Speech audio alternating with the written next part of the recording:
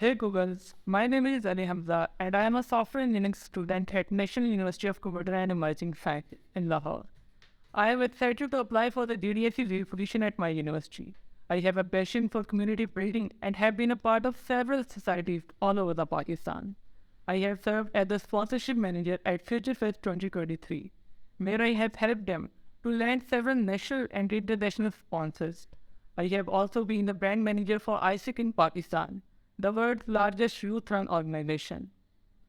I am also the founder of Software Engineering Society and have organized several successful events. I have a specialization in leading people and teams from the University of Michigan, and I am currently pursuing Google UX Design and Google Data Analytics professional certificates. My passion for technology has led me to be amazed by the rapid growth of AI and chatbots like ChatGPT. I believe technology is the solution of all of our current problems, and through our community, we can work together to solve them.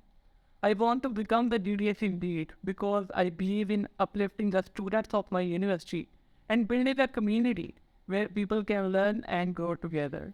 I am excited to use my skills and experience to create an inclusive and welcoming environment where everyone can feel supported and inspired to explore the possibilities of the technology.